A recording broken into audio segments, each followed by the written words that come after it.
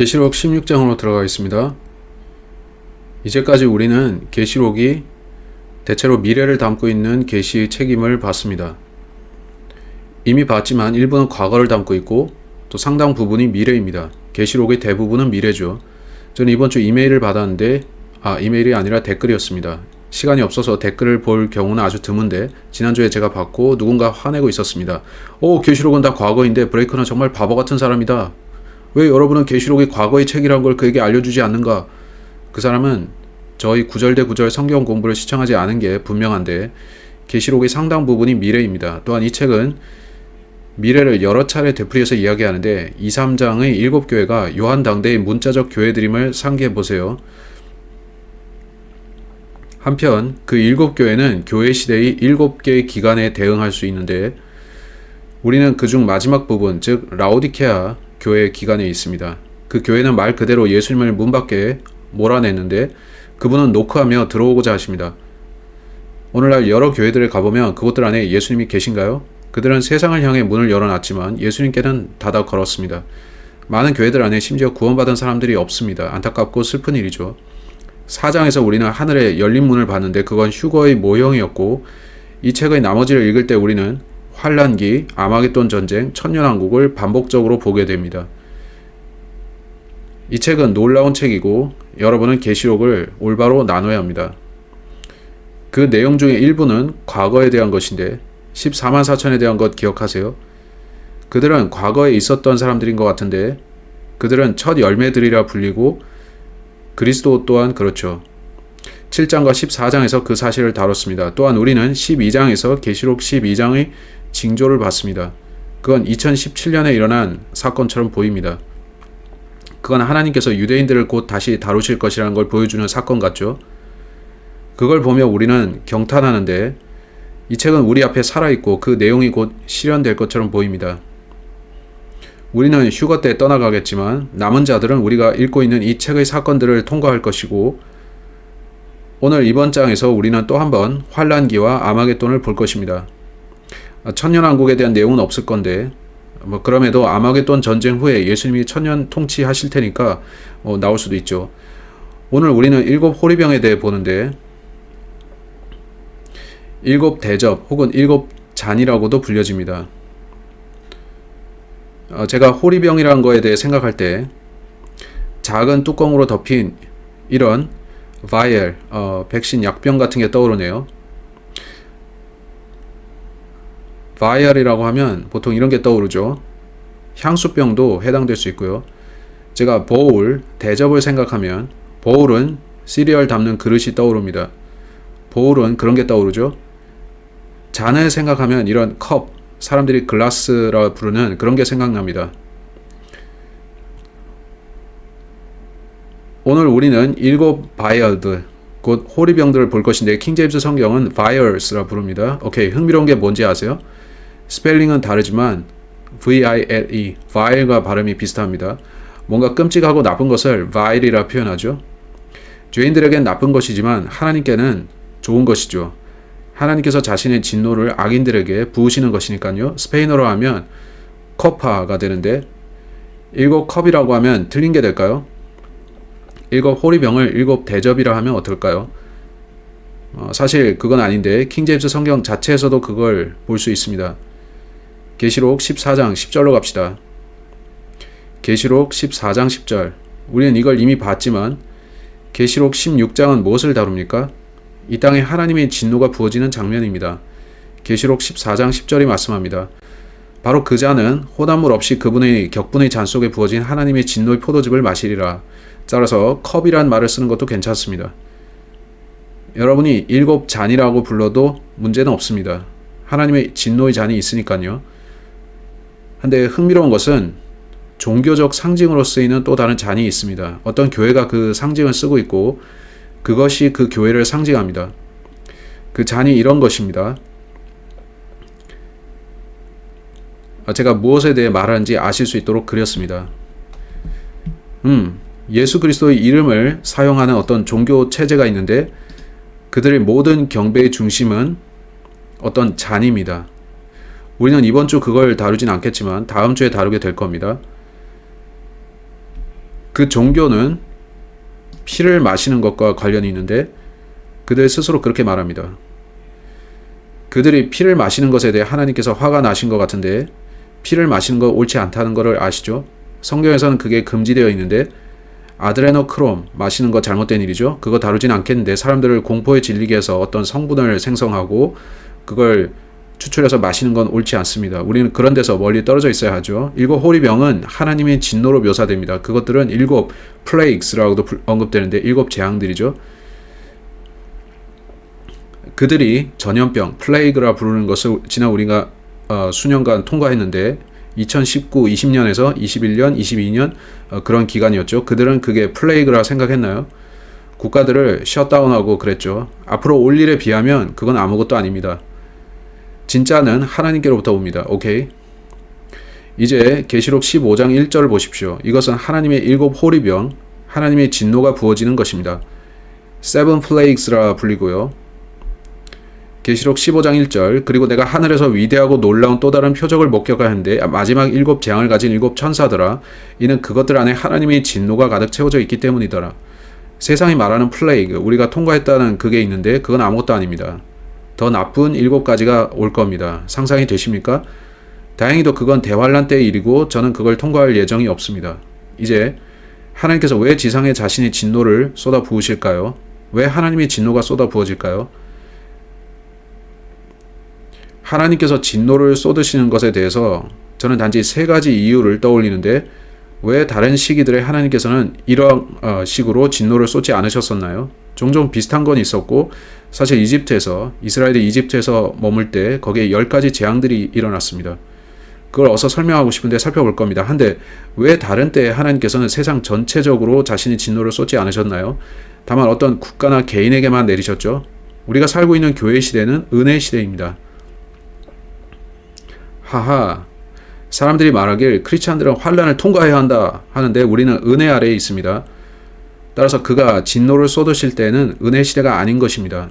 먼저 휴거가 일어나야 하는데 환란적 휴거 말이죠. 네, 그런 말이 되는데 왜 하나님께서 화가 나셨고 자기의 진노를 쏟으십니까? 첫째로 그가 진노를 쏟으시는 것은 그들의 죄 때문입니다. 온 세상이 죄로 가득 찰 것이기에 저는 어떤 설교를 하려고 계획하는데 어떻게 할지는 모르겠습니다. 머릿속에 생각은 많지만 그걸 다 설교하게 되진 않습니다. 어쨌든 저는 Satan given light, 사탄에게서 주어진 권리란 제목의 설교를 생각해 놨습니다. 왜냐하면 우리 미국인들은 하나님이 주신 권리를 믿으니까요. 지금 미국이 어떻게 하고 있나요? 하나님의 자리를 사탄으로 대체하려고 합니다. 메이슨들이 예수님을 루시퍼로 바꾸려 하는 걸 봅니다. 당신들은 루시퍼에게 받은 권리를 믿습니까? 그들은 언제나 성경과 반대편에 있는데 성경은 하나님께 받은 권리를 말하고 저는 언젠가 그 설교를 했으면 합니다. 어쨌든 세상은 죄 가운데 있습니다. 오케이. 세계 지도자가 될 적그리스도는 세상을 사기와 기만으로 장악하는데 하나님께서는 죄악된 세상에 진노를 쏟으시고 또한 적그리스도에게 진노를 쏟으십니다. 우리는 그의 자리에 흑암이 임하는 것을 보는데 또한 우리는 하나님께서 마귀에게 진노를 쏟으시는 것을 봅니다.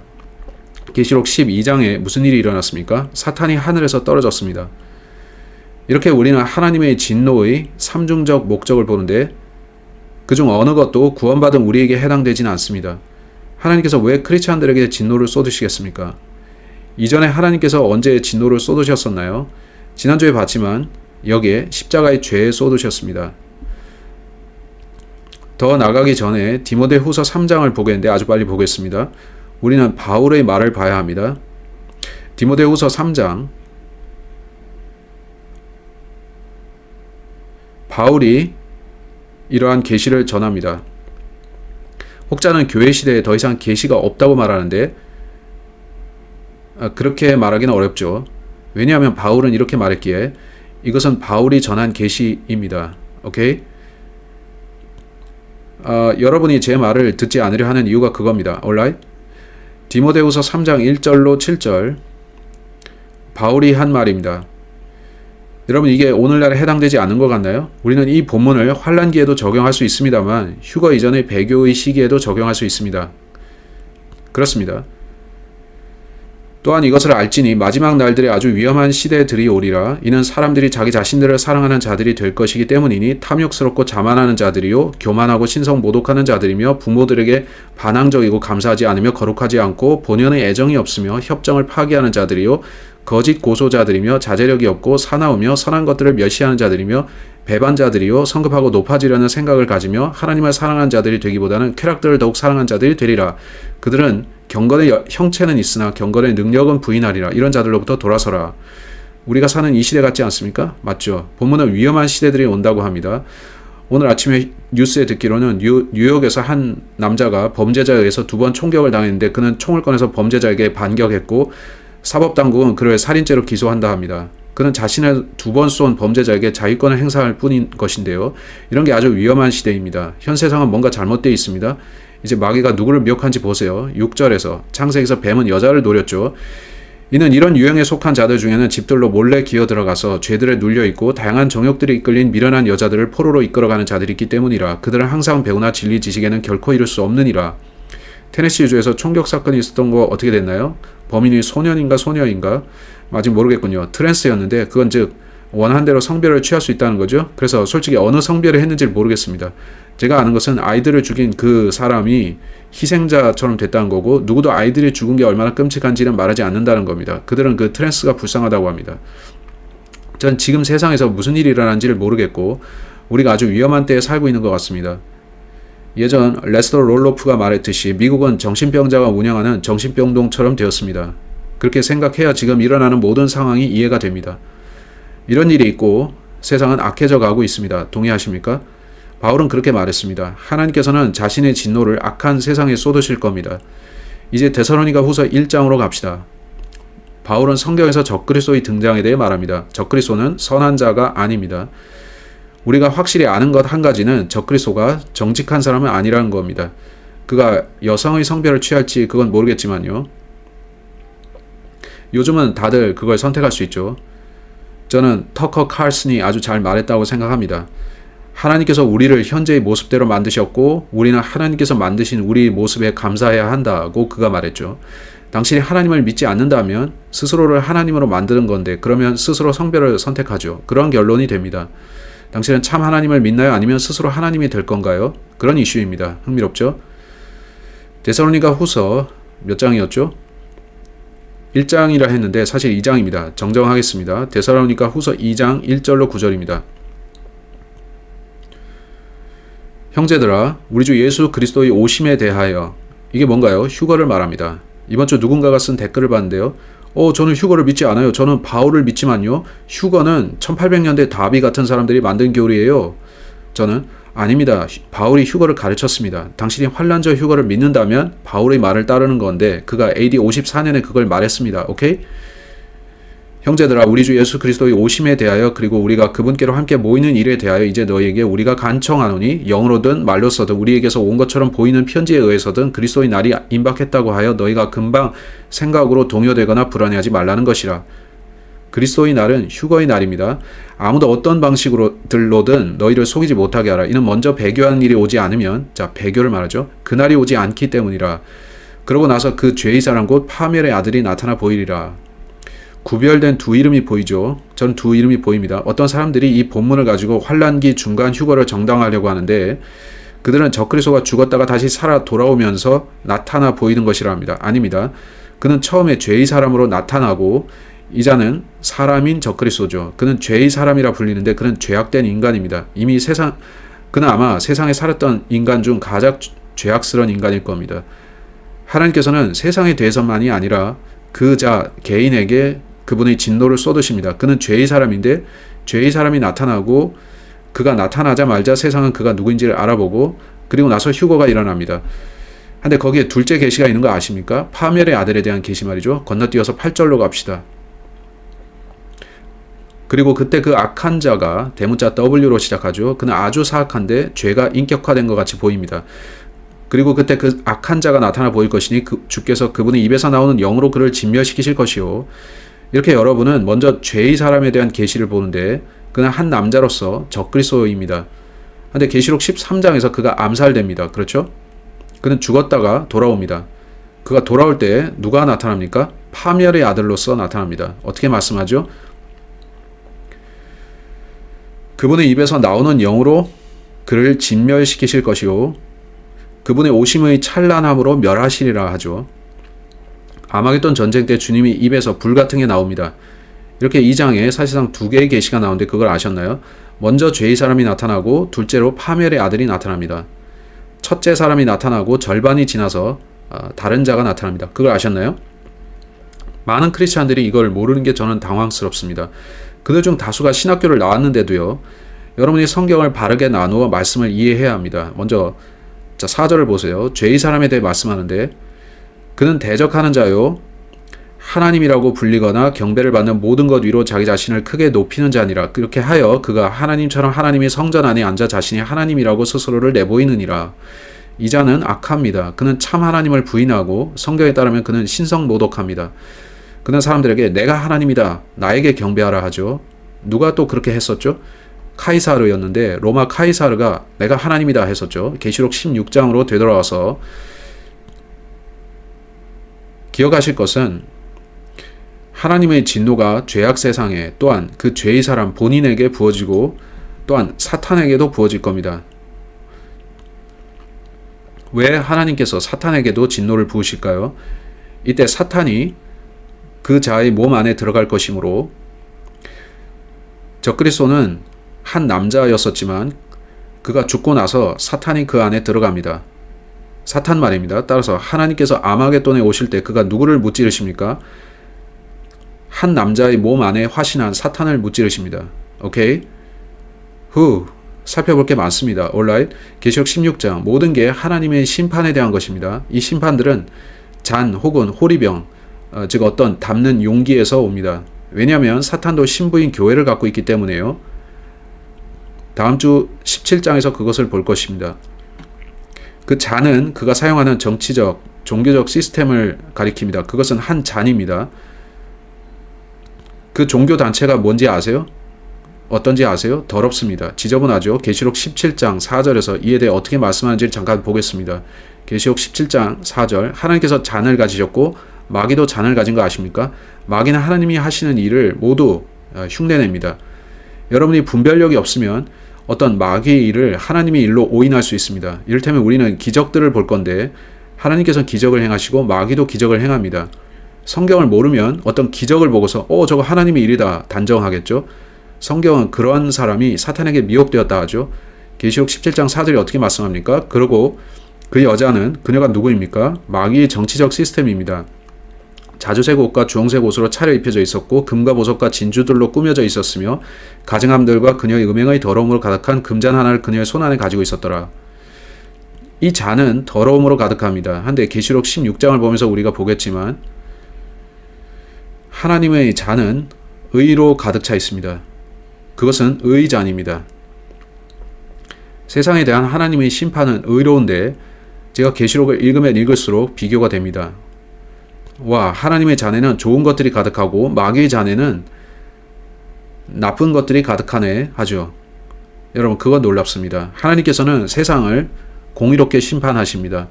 사람들은 하나님은 증오하시는 신이야. 그러나 사람들에게 나쁜 일만 해 하는데 아닙니다. 세상에 선과 악이 있다면 선은 악을 벌해야 합니다. 그런 겁니다. 하나님께서 악을 벌하신다 해서 하나님이 악하신 건 아닙니다. 하나님께서 옳은 일을 하시는 겁니다. 악은 처벌받아야 하니까요. 하나님께서 부패하고 악한 이 시스템에 대해서 종교 시스템에 대해 말씀하십니다. 하나님께서는 그것이 썩어 있다고 하시는데 하나님께서는 그것이 더럽고 가증하다 하십니다. 그녀가 누구냐면 우리는 5절에서 보는데 신비 바빌론입니다. 신비 바빌론, 땅의 창녀들과 가증한 것들의 어미. 하나님께서는 그녀가 행한 악으로 인해 자신의 잔을 그녀에게 부으시는데 물론 그녀는 세상 시스템입니다. 여기 쓰겠는데 세상 제도입니다. 예수님이 초림하셨을 때 누가 세상 제도를 다스렸나요? 세상의 상당 부분을 누가 통치했나요? 로마죠. 저는 그게 놀라운데 로마는 7 산들 위에 세워졌습니다. 다음 주에 우린 그걸 보겠는데요. 본문은 신비 바벨론에 대해 어떻게 말씀합니까? 그녀가 7 산들 위에 앉아있다고 합니다. 그건 참 흥미롭습니다. alright. 다음 주 우리는 신비 바빌론과 그녀의 잔에 대해 더 볼 텐데 이번 주 우리는 하나님의 진노를 담은 이 7 호리병과 그것들이 언제 부어지는지를 볼 것입니다. 저는 16장 19절을 읽으려 했는데요. 16장 19절 보세요. 그리고 거대한 도성이 세 부분으로 나뉘었고 민족들이 도시들이 무너졌더라. 그리고 거대한 바빌론이 하나님 앞에서 기억되었으니 그녀에게 그분의 진노의 맹렬함의 포도즙 잔을 주기 위함이라. 흥미로운 것은 성경이 포도즙 잔을 말씀하는 건데 또한 그 잔은 피의 잔입니다. 그 의미가 왜 놀라운지 아세요? 세상에는 포도주를 잔에 따라 마시면서 그것이 피라고 주장하는 한 종교가 있습니다. 네, 그렇죠. 당신은 그 교회에 다녔던 적이 있으니 아시겠죠? 그들은 그런 의식을 미사라고 합니다. 네, 미사라 하죠. 오케이. 그것에 주의해야 합니다. 이제 18장 6절을 빨리 보겠습니다. 계시록 18장 6절. 그녀가 너희에게 보응한 그대로 그녀에게 보응하라. 그리고 그녀에게 2배로 갚아주되 그녀의 행위들에 따라 2배로 갚아주라. 그녀가 채운 잔 속에 2배로 그녀에게 채워주라. 하늘에 있는 천사들이 이 땅의 모든 일들을 보고 있는 것 같은데 그들은 주님 어서 심판을 하십시오. 세상이 너무 악합니다. 하고 주님께서는 그 시간이 오면 그렇게 하겠다 하시죠. 주님의 심판의 시각은 정해져 있습니다. 천사들은 그들에게 2배로 돌려주십시오. 그들은 사악합니다. 할 테고 하늘의 천사들이 그렇게 말한다는 걸 생각해 보세요. 이 땅에서 우리는 모든 게 괜찮아. 잘못된 건 없어. 하고 있죠.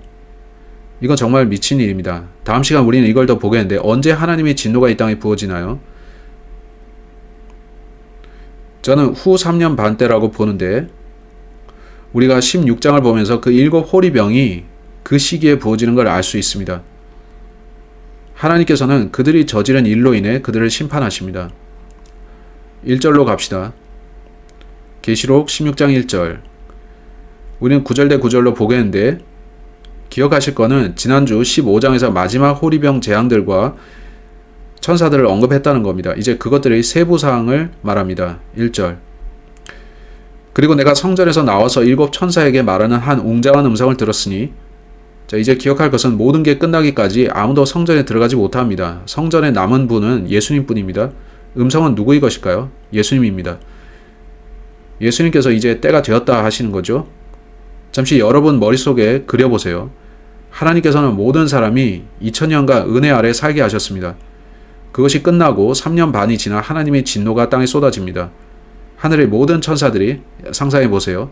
지금입니까? 아직 아니다. 그들은 세상에 공의가 실행되기를 간절히 기다립니다. 공의 말이죠.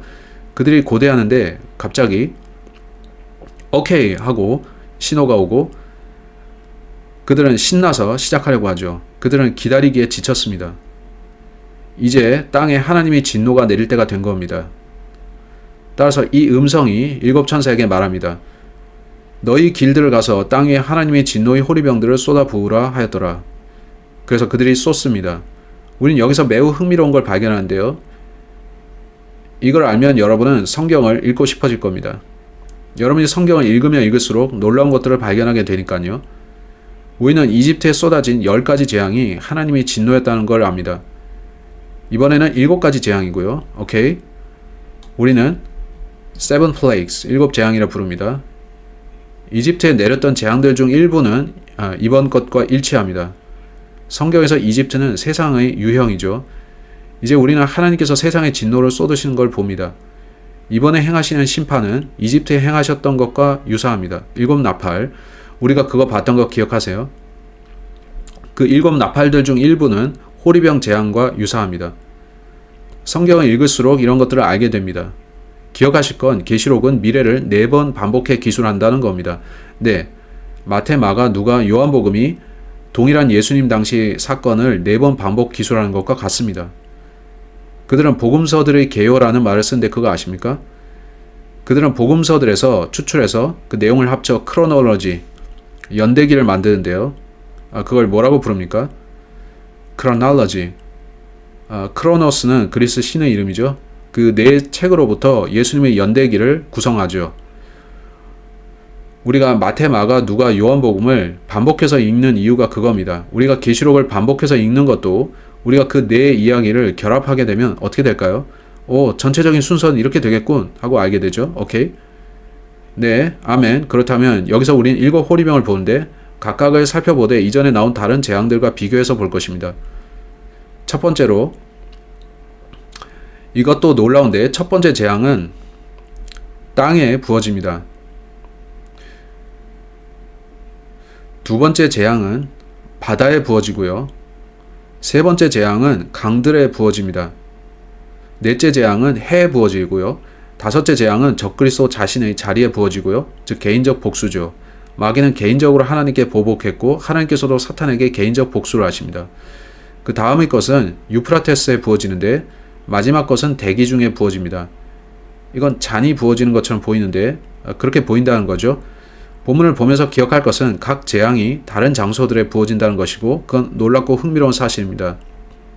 이제 2절, 이제 이에 첫째가 갔는데 그의 호리병을 땅 위에 쏟아 부었더라.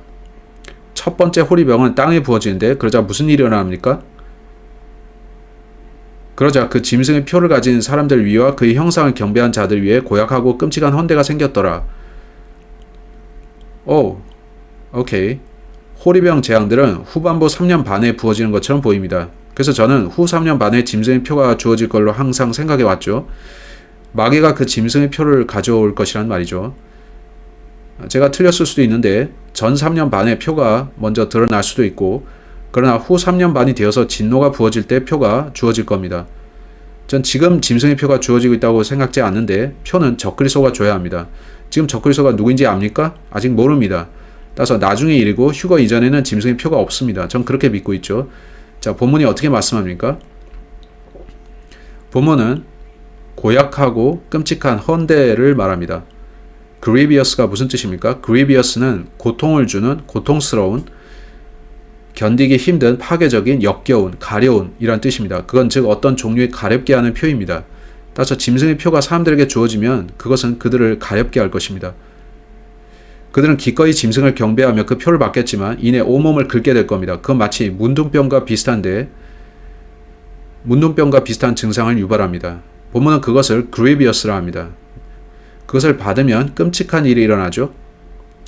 또한 본문은 noisom이라 하는데 noisom이라는 표현을 보면 뭐가 떠오릅니까? noisy, 시끄러운인가요? 아닙니다. noisom은 유해한, 손상을 주는, 고약한 냄새를 풍기는, 역겨운, 악취가 진동하는 이란 뜻입니다.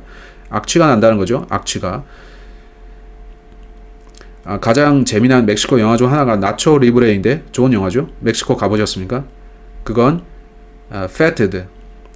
저는 fetid라 했는데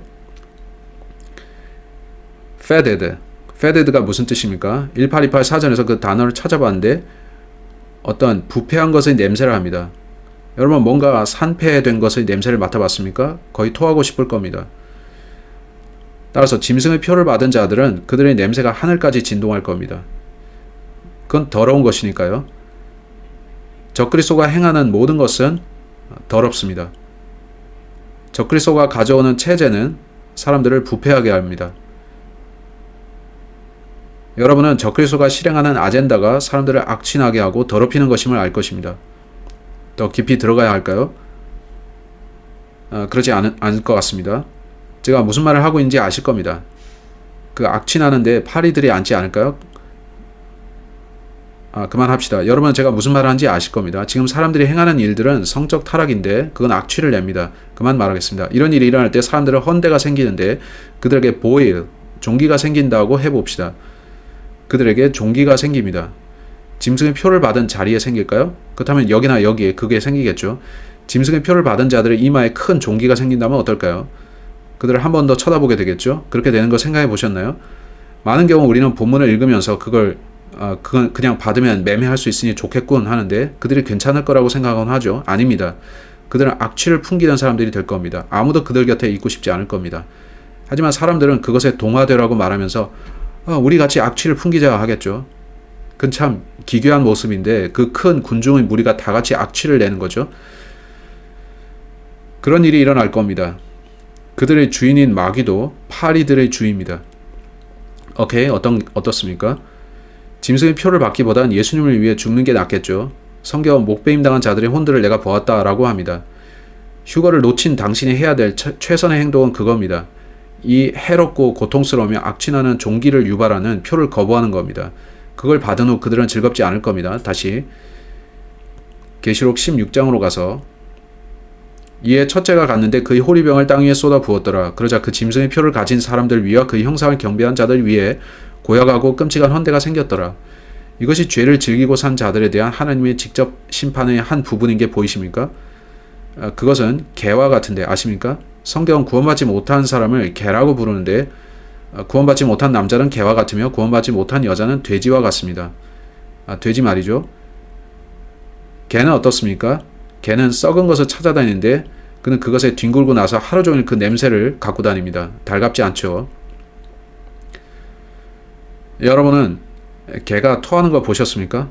개는 더러운 짐승입니다.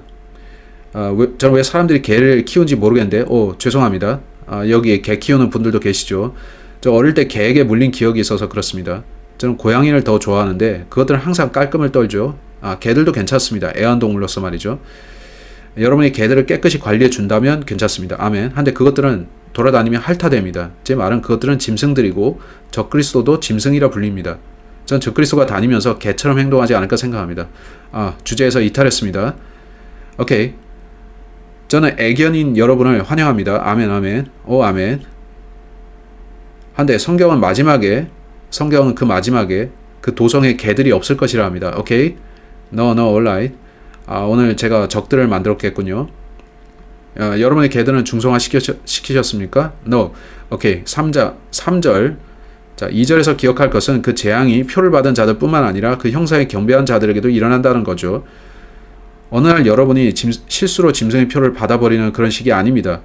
그것은 여러분이 경배 행위와 연관이 됩니다. 그들은 문자 그대로 나는 그의 아젠다에 동의합니다. 나는 그 안으로 들어가겠습니다. 나는 더럽혀지고 부패한 자가 되는데 동의합니다 할 것이고 그건 경배입니다. 저는 적그리스도가 매우 부패한 인물이라 생각합니다. 이제 3절. 다음으로 둘째 천사가 그의 호리병을 바다 위에 쏟아부었더라. 바다의 말입니다. 또 보면 그러자 그것이 마치 어떤 죽은 사람의 피같이 변하였더라. 그리고 모든 살아있는 혼마다 바닷속에서 죽었더라. 자, 바다에 얼마나 많은 혼들이 있다는 건가요? 많은 사람들이 그것을 동물들이나 물고기들이라 보는데 그렇게 봅니다. 혼들을. 그렇다면 질문이 생기는데 그 바다 생물들에게 혼이 있을까요? 구약 성경에 보면 그런 것 같고 해당 단어가 번역된 걸 보면 그렇습니다. 여러분은 방주에 들어간 노아 기억하시죠? 성경은 8혼들이 방주 안에 있었다고 합니다. 그 안에는 수없이 많은 짐승들 또한 있었죠. 따라서 우리 인간이 혼을 가졌고 그 혼은 하늘로 갈 수 있습니다. 짐승들에게는 그런 혼이 있다고 저는 믿지 않습니다. 그렇다면 모든 혼이 바다에서 죽었다는 게 무슨 말인가요? 우리가 잠시 후에 볼 것이지만 뭔가 일어납니다. 태양풍 같은 게 불어닥치고 사람들은 바위 밑의 지하로 내려가거나 그마저 뜨거워서 하나님께 부르짖고 바위들에게 자신들 위로 무너지라고 합니다. 그러면 사람들이 바닷속으로도 피신할까요? 오케이. 그들이 지하에 살 곳을 짓는다면 바다 밑에도 잘 모르지만 어쩌면 벌써 지금 존재하겠죠. 한데 환란기는 끔찍한 시기이고 사람들은 안전한 곳을 찾아다닙니다. 동굴이나 지하 같은 곳을요. 어쩌면 수중도시 같은 걸 지을 수도 있겠죠. 그 안에 사람들이 있을 건데 모릅니다만 흥미로운 생각이죠. 이게 3절이고 이건 후 3년 반 때의 일인데 저는 그때 일어날 것으로 봅니다. 제가 그 종기 혹은 헌대에 대해 설명하는 걸 깜빡했는데 레위기 13장에 나온 문둥병을 봅시다. 거기서 문둥병을 말하는데 그것의 증상은 점이 생기는 겁니다. 오케이. 여러분은 큰 종기가 나 보셨습니까? 그 색깔은 하얗거나 노랗습니다. 유다서 23절에 보면 육신에 의하여 얼룩진 의복조차 증오하라고 합니다. 그게 짐승의 표일 수 있을까요? 여러분은 성경의 한 본문에서 뿐만 아니라 다른 두세 군데에서 같은 걸 발견하는데 그것을 합치면 의미가 더 분명해집니다. 문둥병에 대해서 들어보셨습니까? 너무 지저분하게 살다가 문둥병이 발병하면 말 그대로 몸이 썩어 들어가고 저는 직접 문둥병 환자를 본 적이 없는데 그들에게서 냄새가 날까요? 그럴 것 같은데 잘은 모릅니다. 문둥병 환자들에게선 핏이 썩는 내가 날 텐데 어떤 이들이 그 병에 걸리는 건 끔찍합니다. 그건 소름 끼치는 병인데 환란기에 사는 사람들은 그 헌대가 생기면 문둥병자처럼 보일 겁니다. 상상해 보세요. 끔찍합니다. 그래서 아마 그 병은 손가락에서 시작해서 손으로 옮겨가고 오른손에 짐승의 표를 받은 자는 손이 먼저 썩어가고 다른 곳, 즉 이마에 받은 자는 거기서부터 시작될지도 모르죠. 그걸 확신할 수는 없는데 제 생각입니다. 이제 생각해 볼 게 아주 많은데 시간이 부족합니다. 이제 3절. 다음으로 둘째 천사가 그의 호리병을 바다 위에 쏟아부었더라. 그러자 그것이, 자, 둘째 호리병은 피이고 셋째도 피입니다. 차이점은 전자는 바다에 부어지고 셋째는 강물에 부어집니다. 하나는 바다에, 다른 하나는 강에 부어집니다. 아십니까? 휴거를 받지 못한 여러분이 대환란에 들어가 있으면 바다가 피로 변하는 걸 볼 것입니다. 그러면 오케이, 우리 집엔 우물이 있어, 혹은 근처에 강이 있으니 물 걱정이 없어 할지 모르죠. 아닙니다. 다음 재앙은 나머지 물들을 피로 바꿀 건데 그러면 마실 물이 없습니다. 식수가 없는 때 사는 거 생각해 보셨나요? 그게 4절인데, 다음으로 셋째 천사가 그의 호리병을 강들과 물들의 원천들 위에 쏟아부었더라. 자, 강들과 또한 물들의 원천들, 샘들을 말합니다. 이런 말 하는 사람들이 있는데 그들은 저는 대환란을 통과하면서 적그리스도와 싸우겠습니다. 저는 준비해 놨고 20년치 식량이 있습니다. 제 소유의 샘도 있고요. 아, 그렇습니까?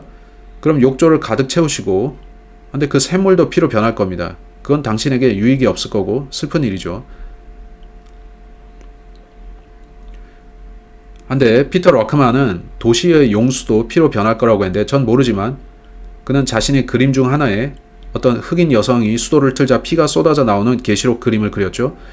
전 여기에서 그걸 보지는 못하고 그런 것을 확인할 수는 없지만 어쩌면 모든 물이 피로 변하겠고, 모르죠. 본문은 일단 강들과 샘들이 피가 된다고 합니다.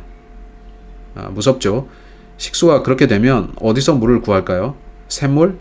월마트에 가면 생수가 다 붉게 물들어 있겠죠. 저라면 그걸 사지 않을 겁니다. 그때는 물을 구하기 힘들게 될 겁니다. 이제 5절. 그리고 내가 물들의 천사가 이같이 말하는 것을 들었노라. 오, 현재에도 계시고 과거에도 계셨으며 미래에도 계실 주여, 당신께서는 의로우시니 당신께서 이와 같이 심판하신 까닭이옵니다. 하나님의 잔은 그의 진노이고 그는 의로우십니다. 그들이 자신들의 더러움의 잔을 원했고 피를 마시기를 원했으므로, 그건 즉 그들이 피에 굶주려서 사람들을 죽이고자 했으므로 하나님께서는 너희는 피를 마시기를 원하느냐? 그럼 마시거라 하시는 겁니다. 그들을 그렇게 심판하시는 하나님은 의로우십니다. 그 재앙은 그분의 잔에서 오는데 하늘의 천사들은 배심원들입니다. 그들은 이 세상이 당하는 일을 봅니다. 죄인들은 그들의 죄에 합당한 처벌을 받을 것이고요. 하나님께서 세상을 심판하신 건 의롭습니다. 이제 6절.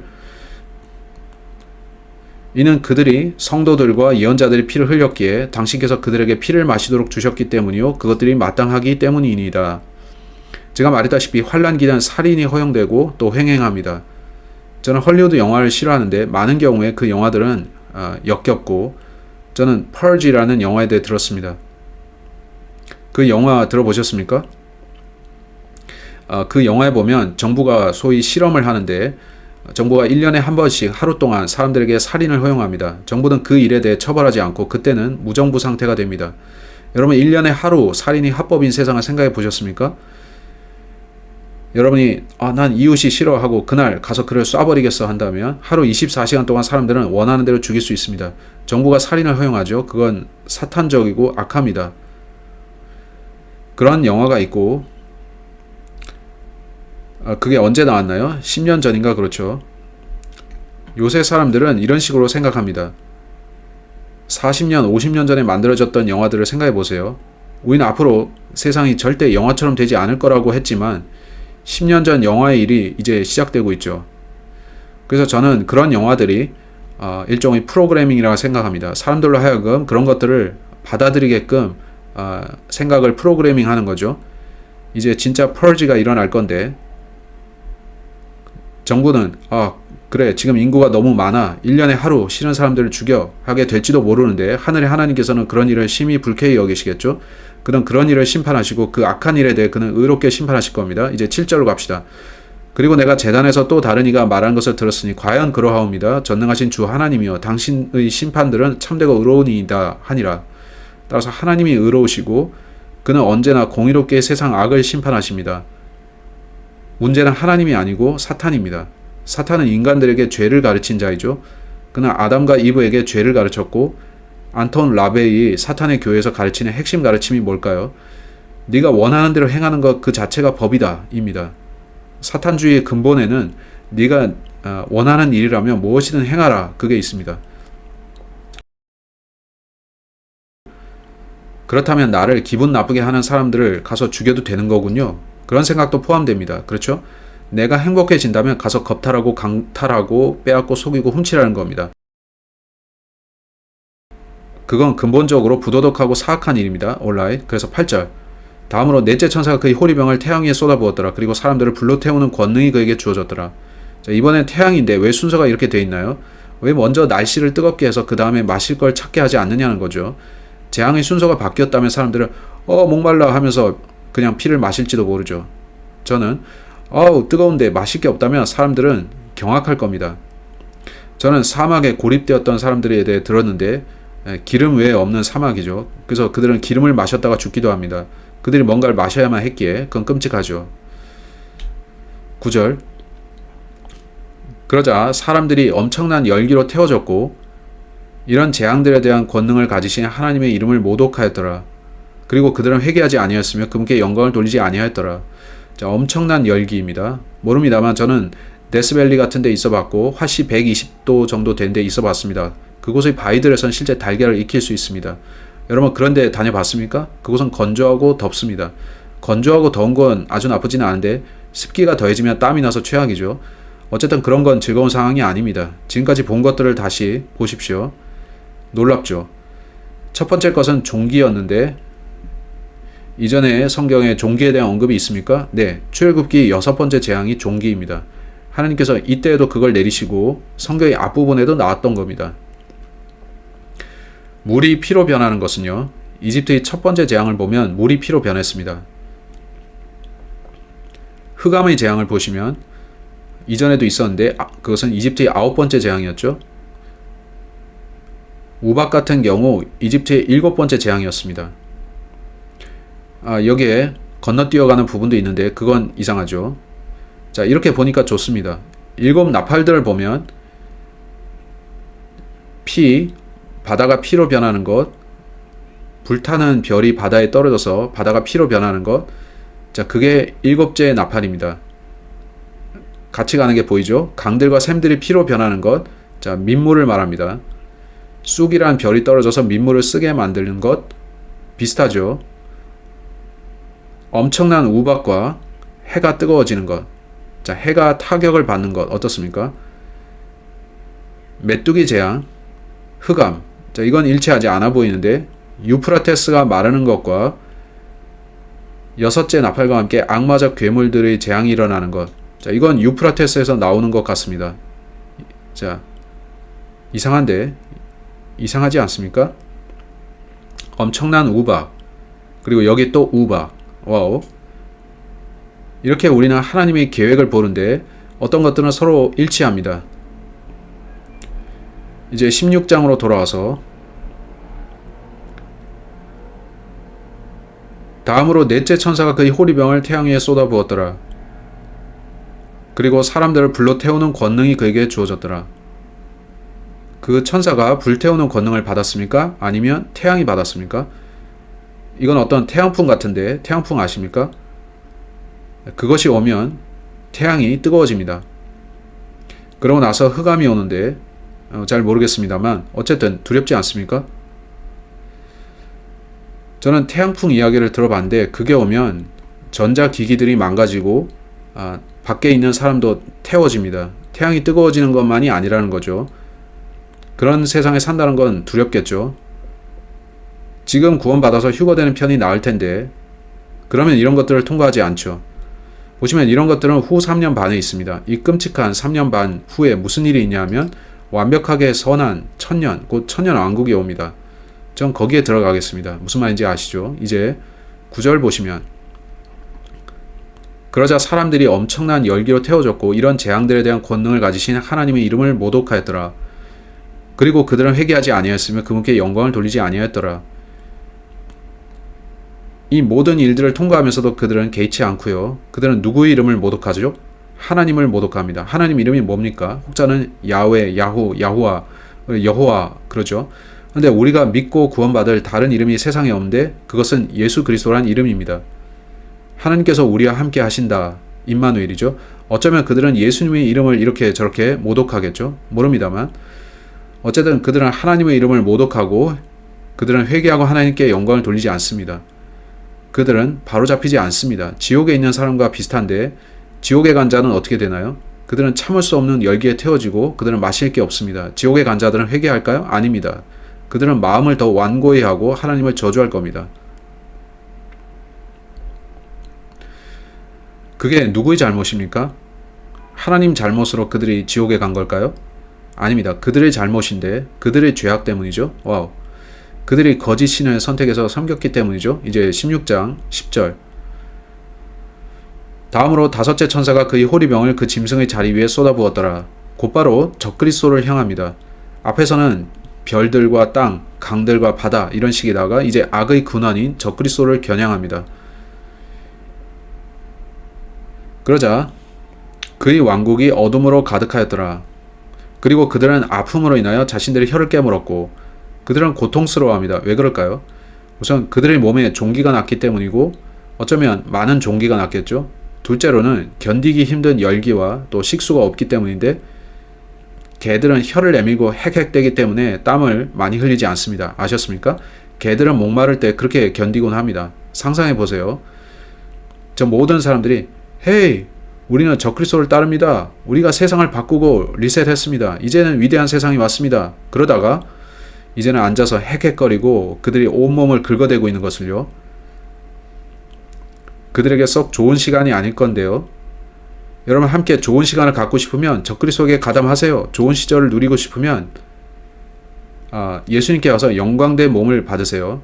그들은 아픔으로 인하여 자신들의 혀를 깨물었고 하늘의 하나님을 모독하였으며 앞서 그들은 하늘의 하나님의 이름을 모독했습니다. 이제 그들은 하늘의 하나님을 모독합니다.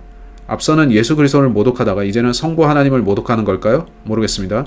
자신들의 아픔들과 자신들의 헌대들로 인하여 하늘의 하나님을 모독하였으며 자신들의 행실들을 회개하지 아니하였더라. 이 모든 시간 동안 그들은 악을 행하고 있고 계속 죄를 짓습니다. 무슨 죄를 짓냐면 빛이 피를 마시고 사람을 죽여 그 피를 마시는 일을 합니다. 또한 성적 죄들을 지을 것이고요. 더 악취나는 죄들을 짓고 있을 겁니다. 그러면서 건강이 더 악화되겠죠. 여러분 헐리우드 사람들 보셨나요? 그들이 헐리우드에 처음 들어갈 때 그들은 매력적인 사람이었죠. 20, 40년이 지나서 그들을 보세요. 그들은 구역질 나게 바뀝니다. 보톡스를 맞거나 죄들을 짓고 마약을 하며 그러면 더 이상 아름답지 않죠. 그들은 추하게 변모하는데 죄는 사람을 바꿉니다. 그들이 이해하는지 모르겠는데 여러분 보톡스가 뭔지 아십니까? 그것은 독을 주입하는 건데 피부에 독을 집어넣는 겁니다. 왜 그러냐면 더 두터운 입술을 위해서 그렇게 하는 건데 세뇌된 사람들이 어떻게 생각하는지를 보세요. 나는 지금 아주 쿨한 외모를 가졌어. 나는 보톡스를 맞았어. 그는 뭔가 불결한 독성분을 몸에 주입한 건데 그것은 쿨한 게 아닙니다. 그러면 그들은 그걸 계속 맞는 걸 되풀이합니다. 그 성분이 빠져나가면 다시 원상태가 되거든요. 그걸 계속 맞으면 외모가 이상하게 바뀌는데 사람들이 그렇게 속아서 산다는 게 이상한 일이죠. 참 이상한 일이죠. 이제 12절. 다음으로 여섯째 천사가 그의 호리병을 거대한 강 유프라테스 위에 쏟아부었더라. 그러자 그 강의 물이 말라버렸으니 동방의 왕들의 길이 예비되게 하려 함이더라. 유프라테스 강이 말라버린데 자, 이 아래 쓰는 걸 잊었습니다. 여기서도 유프라테스와 관련해서 나팔이 불립니다. 이게 뭘까요? 계시록을 읽을수록 저는 더 많은 것을 깨닫게 되는데 이전에 저는 이것에 대해 생각하지 않았었습니다. 자, 어떤 말씀인지를 보세요. 어떤 왕들의 길이라고 하죠. 동방입니다. 서쪽이 아니고요. 동방의 왕들이라는데 어디를 말할까요? 이란, 이라크, 사우디아라비아? 이 동방의 왕들이 누구일까요? 중국이나 러시아일까요? 그들이 오는 걸까요? 아니, 그렇다면 적그리스도가 그 나라들 중 하나에서 올 수도 있을까요? 여러 해 동안 러크만 박사는 적그리스도가 시리아계 유대인일 것이라 가르쳤는데 어쩌면 시리아에서 오겠죠. 아시리아인일 겁니다. 이렇게 동방의 왕들이 준비됩니다. 이들이 누구일까요? 그 다음 절은 아주 놀라운 내용인데 준비되셨습니까? 이것에 대해서 말할 게 아주 많은데 오케이, 아주 많습니다. 오케이. 그리고 내가 개구리들 같은 새 불결한 영들이 그 용의 입에서와 그 짐승의 입에서와 그 거짓 예언자의 입에서 나오는 것을 보았노라. 전 이것을 사탄의 삼위일체라 부르곤 합니다. 위조된 삼위일체죠. 참된 삼위일체는 성부, 성자, 성령인데 여기서 우리는 용, 짐승, 거짓 예언자를 봅니다. 자, 이것에 대해 잠시 보겠는데 본문은 아주 흥미로운 뭔가를 알려줍니다. 개구리들 같은 새 불길한 영들이 나옵니다. 여러분 어떤 나라의 상징 중에 세 마리 개구리가 묘사된 거 보셨나요? 여러분 프랑스인과 대화해 보신 적이 있다면 그건 프로기야 할 겁니다. 왜 그들은 그걸 프로기라 부르나요? 프랑스의 원래 국장은 세 마리 개구리인데 그거 아셨습니까? 그들이 왜 프로게이스라 부르나요? 제가 프랑스어 말할 수 있는 거 아시나요? 프랑스인 흉내를 좀 내봅시다. 빵을 좀 드세요. 개구리들 같은 새 불결한 영들. 여러분 프랑크 왕국의 첫 번째 왕은 프랑스는 프랑크 왕국에서 나왔습니다. 그 왕은 세 마리 개구리 문양의 방패를 지녔습니다. 그 문양은 프랑크의 킬데리쿠스 1세가 사용했는데 개구리는 프랑스의 본거지인 베스트팔리아의 습지를 상징한다고 합니다. 첫 번째 크리스찬 왕인 클로비스 왕의 깃발에는 세 마리 개구리가 등장하고 그런 식입니다. 지금 프랑스 통치자는 누구인가요? 임마누엘. 자, 잠시만요. 그건 우리와 함께 하시는 하나님이란 뜻인데 그는 임마누엘 마크롱입니다. 여기까지는 별로 이상할 게 없습니다만 이렇게 철자를 도치시켜 보면 이상해지죠. Mark on. 자, 이 남자가 짐승의 표를 도입하는 데 있어서 어떤 역할을 하게 되는 걸까요? 그자가 독재자 타입이라는 걸 빼고 저는 그에 대해 아는 게 별로 없습니다. 오늘날의 많은 정치인들은 캐나다의 트리도, 그자도 독재자 타입입니다. 그걸 아셨습니까? 저는 그들이 적그리스도를 위해 일하고 있다고 생각합니다. 근데 얼마나 이상합니까? 임마누엘, 우리와 함께 하시는 하나님이란 뜻인데 그는 하나님이 아니고 Mark on 철자 순서를 바꾸면요.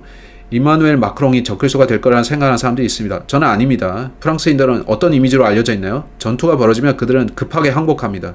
그게 프랑스인인데 그래서 저는 적그리스도가 프랑스인이라 생각지 않습니다. 그가 적그리스도라면 오케이 하나님 항복하겠습니다 하겠죠. 이건 농담입니다. 제 아내는 프랑스 혈통을 가졌는데 그녀는 이 말을 용서해 줄 겁니다. 아멘. 제가 독일 혈통을 가졌기에 그녀를 골리는 걸지도 모르죠. 제가 나치 기질을 가졌는지도요. 농담입니다. 어쨌건 이 장면은 편집하는 게 낫겠군요. 편집하십시오. 편집하세요. 저는 개들을 좋아하고 전 개를 좋아합니다. 아멘. 올라이. 세 마리 개구리가 등장하는 이것은 이상한 그림이죠. 세 마리 개구리를 보기 전에 먼저 사탄의 적그리스도에 대해 살펴보겠습니다. 사탄의 적그리스도. 올라이. 죄송합니다. 사탄의 삼위일체요. 그가 어떻게 불리냐면 짐승입니다. 또 누가 있냐면 용인데 거짓 예언자까지 이렇게 셋입니다. 거짓 예언자. 오케이. 이제 용이 누구냐 하면 그는 사탄이죠. 짐승은 적그리스도인데 그는 한 인간 남자입니다. 또 거짓 예언자가 있습니다. 참된 삼위일체는 성부 하나님, 성자 하나님, 또 성령 하나님으로 되어 있습니다. 아들은 예수님을 말하죠. 이것은 몸, 혼, 영인데 예수님은 몸의 역할, 혼은 성부의 역할, 성령은 영입니다. 그러면 사탄은 적그리스도의 혼에 해당하고 그가 그 몸에 들어간 상태에서요. 짐승은 그 남자의 몸입니다. 또 거짓 예언자는 영의 부분을 담당하는데 그건 악령, 더러운 영이죠. 더러운 영이 작동하는 건데 여기서 우리는 거짓된 삼위일체를 봅니다. 사탄의 삼위일체, 용과 짐승, 거짓 예언자를 봅시다. 이건 보면 볼수록 흥미로운데 그가 거짓 예언자를 가졌다는 것도요. 이 거짓 예언자가 누구일까요? 전 모릅니다. 보통 예언자는 종교적인 색채를 지니는데 사탄이 자기 교회를 가졌다면 그 교회의 우두머리가 누구입니까? 제 첫 번째 추측은 그가 거짓 예언자라는 겁니다. 교황이 그것에 해당하는데 오케이, 교황이겠죠? 교황. 여러분은 교황이 기적들을 행할 수 있다고 주장하는 거 아십니까? 몇 해 전에 오래된 피를 담은 작은 병이 있었는데 말라붙은 그것이 다시 피가 되었다. 뭐 그런 거 있죠. 교황이 거짓 예언자인지는 모르지만 흥미롭습니다. 이제 세 마리 개구리에 대해서 봅시다. 성경은 이 세 마리 개구리가 새의 더러운 영이라 합니다. 14절에서 봅시다. 이는 그들이 기적들을 행하는 마귀들의 영들이기 때문이라. 그들이 전능하신 하나님의 위대한 날의 전투로 땅의 왕들과 온 세상의 왕들을 모으고자 그들에게 나아가니라. 세 마리 개구리들은 어쩌면 베니 힌, 로버트 틸튼, 캐서린 쿨만 이 셋이겠죠? 농담입니다. 우리는 이 세 마리 개구리가 새의 더러운 악령이라는 걸 빼고 누구인지는 모르는데 이에 대한 온갖 종류의 해석들이 있습니다. 성경의 해석은 문자적인, 즉 물리적인 것과 영적인 적용이 나뉘어집니다. 저는 영적인 해석으로 말하는데 이 셋은 마귀가 사용하는 각기 다른 새 정부 형태를 말할 수 있습니다. 사회주의, 공산주의, 독재. 지난 100년 동안 우리는 그것들이 와서 나라들을 장악하는 걸 봤습니다. 그 나라들을 더욱더 글로벌리즘 아젠다로 그것들이 끌고 갔죠. 이들이 자신들 안에 더러운 영을 지닌 문자적인 새 남자들일 수도 있을까요? 그것도 가능한데 새 남자가 세상으로 나가는 거죠. 소로스, 게이츠, 파우치? 노. 그들이 누군지는 모릅니다. 어쨌든 적그리스도의 아젠다를 수행하는 마귀 들린 3명의 남자일 수도 있습니다. 혹은 UFO를 타고 등장하는 3명의 타락한 천사들일 수 있을까요? 그들이 우리는 뭐뭐 행성에서 도착했습니다. 여러분을 돕기 위해 왔습니다. 이럴까요? 그렇다면 이런 일은 외계인 아젠다의 일부일 수도 있겠죠. 그들은 나타나서 기적을 행할 것입니다. 많은 크리스찬들이 휴거가 일어나면 UFO를 가장한 타락 천사들이 내려와서 우리가 여러분을 도우러 왔습니다 하면서 인류가 모르는 신기술들을 보여줄 거라 이런 예상을 하죠. 그럼 모두 놀랄 겁니다. 여러분 매드베드 들어보셨나요? 유명한 영화가 하나 있는데 저는 헐리우드 영화 이름들이 잘 기억 안 납니다. 거기서 어떤 부유한 사람들은 지구 궤도의 위성 같은 데 살고 있고 가난한 자들은 지구에 있죠. 엘리시움 그게 제목이었죠. 그걸 볼 필요는 없는 게 대사가 별로 안 좋습니다. 근데 요점은 부자들은 위에 살고 모든 걸 누리고 있는 반면 땅에 남은 자들은 비참하게 산다는 겁니다. 위에는 매드베드라는 게 있고 영화 마지막에 주인공이 모든 사람들을 거기로 데려가서 치유받게 합니다. 그 침대에 누우면 모든 질병이 치료됩니다. 거기 누웠다가 일어나면 온전해지는 거죠. 예전 스타게이트 영화에도 비슷한 게 있었던 것 같은데 기억하십니까? 어떤 베드가 있고 광선이 비추면 저는 마귀들이나 타락천사들에게 그런 기술들이 있다고 봅니다. 마귀가 세상을 통치하면 그는 계시록 12장에서 3분의 1의 천사들과 함께 땅에 내려오는데 그들이 세상에 나타나면 놀라운 일들을 행할 겁니다. 사람들은 기적이다 할 텐데 이건 적그리스도의 아젠다인 UFO 미혹입니다. 그들은 많은 기적들을 행할 수 있을 겁니다. 우리가 어릴 적에 블랙 앤 화이트라는 드라마를 보곤 했습니다. 또 트와일라이트 존이라는 드라마도 봤는데 UFO가 등장하는 에피소드 기억나세요? 당신 기억하는군요. 거기에 사람을 도우러 오는 UFO가 등장합니다. 그들이 와서 우리는 여러분을 섬기기 위해서 왔습니다 하고 그들이 온갖 것들로 사람들에게 도움을 주는데 한 남자가 그들의 책을 베껴서 그걸 번역해 보려고 합니다. 그 책의 제목은 어떻게 사람을 섬길 것인가 입니다. UFO를 타고 온 자들이 우리에게 오십시오. 여러분을 다른 행성으로 데려다 주겠습니다. 거긴 대단할 겁니다 하는데 그 남자가 그 책을 번역하면서 보니 그 내용은 요리책이었습니다. 그 serve는 음식을 차려낸다는 뜻이었죠. 어떻게 요리해서 먹을 것인가 하고 여러분 바보 같은 헐리우드 영화 중에 V를 아시죠? 그들이 모든 걸 좋게 만들겠다고 여기 오는데 사실 그들은 인간을 먹으러 옵니다. 그들은 사람을 잡아먹는 reptilian들입니다. 뱀이 원하는 게 뭐죠? 여러분을 물고 삼키는 거죠.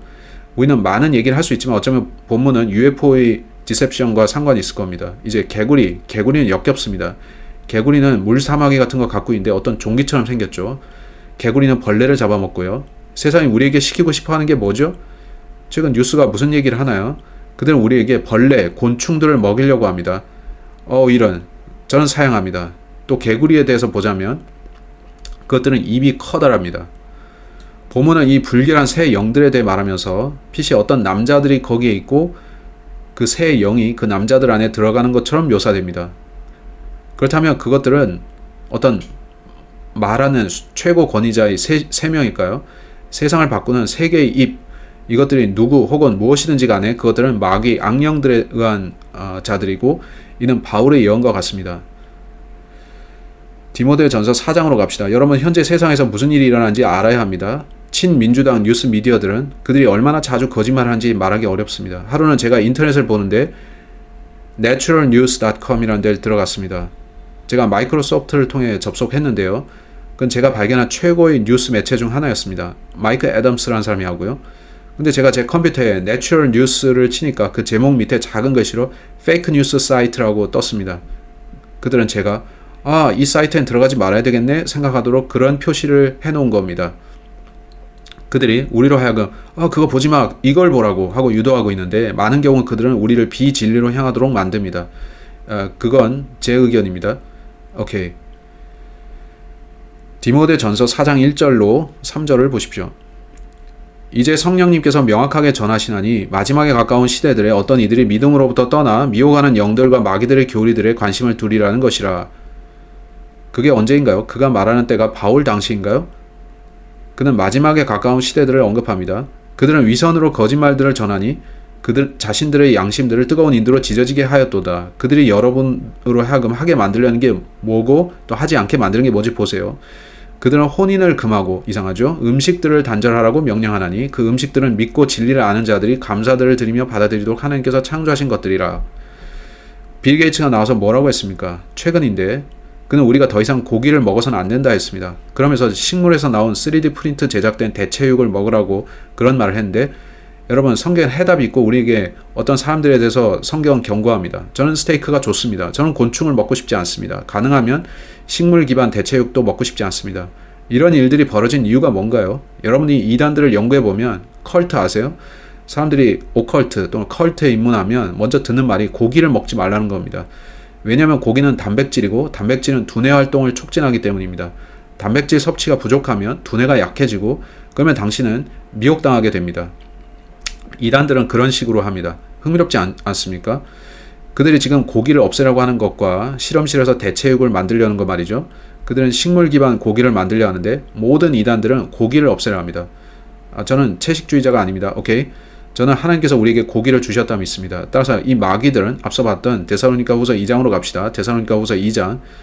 저는 즐겁습니다. 저는 지금이 가장 즐거운데 이번 주 저는 아주 많은 걸 생각했었고 생각한 걸 지금 다 말하고 싶습니다. 데살로니가 후서 2장. 앞서 우리가 일부 읽었었는데 지금은 9절을 보겠습니다. 데살로니가 후서 2장 9절. 이 세 마리 개구리는 기적들을 행하면서 등장하는데 그들은 기적들을 행합니다. 그들은 더러운 영에 의해 인도됩니다. 데살로니가 후서 2장 9절은 8절의 악한 자를 설명하는 내용인데 9절을 보면 바로 그를 멸하시리니 곧 그의 오는 것은 사탄의 역사에 따른 것으로 모든 권능과 표적들과 거짓 이적들을 동반하며, 마귀는 표적들과 거짓 이적들을 동반해 나타납니다. 10절. 또한 멸망하는 자들 안에 있는 모든 불의의 속임수를 동반하리라. 이는 그들이 진리의 사랑을 받아들이지 않았기 때문이니 그것은 그들이 구원받을 수 있도록 주어진 것이라. 그런즉 이런 까닭에 하나님께서 그들에게 강한 미혹을 보내시리니 그들로 하여금 한 거짓말을 믿게 하려 하심이요. 마귀는 사람들에게 거짓말하고 또 거짓을 가져오는데 하나님께서는 너희는 크게 미혹되었다. 그러니 그것을 믿으라 하십니다. 진리를 믿지 않고 오히려 불의 안에서 쾌락을 누린 그들 모두로 하여금 영벌의 심판을 받게 하려 하심이라. 이처럼 마귀는 기적들로 역사하며 나타납니다. 14절. 그가 약들을 사용할지도 모르겠습니다. 계시록 16장. 계시록 16장 14절. 웃기지 않습니까? 새로운 약이 나오거나 또 새로운 또 무슨 단어를 써야 할지 모르겠는데 과학의 결과물이 나오면 그들은 그걸 기적의 약, 기적의 무엇이라 부릅니다. 이상하죠? 그렇게 부르다니. 계시록 16장 14절. 이는 그들이 기적들을 행하는 마귀들의 영들이기 때문이라. 이것들이 받은 임무가 있습니다. 그것은 세계화, 글로벌라이제이션이라 불리는 것인데 그들의 주요 목표는 세상이 단일 세계 종교를 받아들이게 하는 것입니다. 한 사람, 적그리스도를 숭배하는 종교로 말이죠. 그들이 전능하신 하나님의 위대한 날의 전투로 땅의 왕들과 온 세상의 왕들을 모으고자 그들에게 나아가니라. 전능하신 하나님의 위대한 날의 전투가 뭡니까? 그건 아마겟돈 전투인데 이때 있죠. 그들은 온 세상을 하나로 연합시켜서 소위 뉴 월드 오더라는 데 복종시킵니다. 1990년에 조지 부시가 나와서 뭐라고 말했는지 기억하세요? 우리는 뉴 월드 오더를 세울 기회가 왔습니다. 라고 했죠. 그걸 글로벌리제이션이라 부르는데 단일 세계 정부라고도 부릅니다. 이 모든 것의 사탄의 목적은 권력을 차지하고 그가 보좌에 앉아서 내가 하나님이다 하는 겁니다. 그럼 어떻게 됩니까? 하늘의 하나님께서 그래 허락한다 해보라 하실 겁니다. 사탄아, 그게 네 목표라면 나의 목표는 어느 날 네가 앉은 왕좌, 네 자리 위에 진노를 쏘는 것이다 하시겠죠. 마귀여, 그렇게 해보라. 내가 기다리노라. 하나님께서 마귀에게 자, 세상을 통치하거라 하시면 마귀는 예, 감사합니다 하겠지만 하나님께서는 하하, 이제 나는 내 진노를 쏟아 부을 것이다 하시는 거죠. 전 모르지만 제가 마귀 입장이라면 그냥 항복할 겁니다. 우리는 마귀가 프랑스 사람 같지 않은 걸 아는데 그는 항복하지 않을 겁니다. 하지만 제가 마귀라면 저는 제가 뭘 할 수 있는지를 알고 하나님의 계시를 멈출 수 있는 거 압니다. 그래서 저는 포기합니다. 그러면 당신이 성경에 쓴 것이 거짓말이 되겠죠. 할 텐데 마귀가 그렇게 한 적이 있습니까? 그는 자만심에 찬 나르시시스트여서 나르시시스트는 멈추지 않습니다. 적그리스도는 매우 악한 자여서 나는 심판이 쏟아질지라도 개의치 않는다 할 것이고 보세요. 마귀에게까지 도달하기 전에 4개의 호리병이 먼저 쏟아졌었습니다. 앞서 재앙들이 쏟아질 때마다 마귀는 나한테 빗나갔어. 나한테서 빗나갔어 하겠지만 5번째는 드디어 왔군 할 겁니다. 숫자 5는 죽음의 숫자 아닙니까? 흥미롭죠. 따라서 마귀는 5번째 그룹이었죠. 그는 5번째로 심판받습니다. 오늘 새로운 게 많이 나오네요. 다시 계시록 16장으로 가서 전능하신 하나님의 위대한 날이라는 것은 아마겟돈 전쟁, 그 전투의 날을 말하죠. 여러분이 붉은 글씨 성경을 가졌다면 15절이 붉은 글씨일 텐데 거기 예수님이 말씀하시는 대목이라서 그렇죠. 따라서 누가 계시록을 기록했습니까? 하나님, 즉 예수님이죠. 이것은 그분의 증거입니다. 요한이 받아 적었지만 그는 자기가 들은 걸 썼습니다. 15절에선 예수님이 직접 말씀하시고 그는 예수님이 하시는 말씀을 받아 적습니다. 또 이게 누구입니까?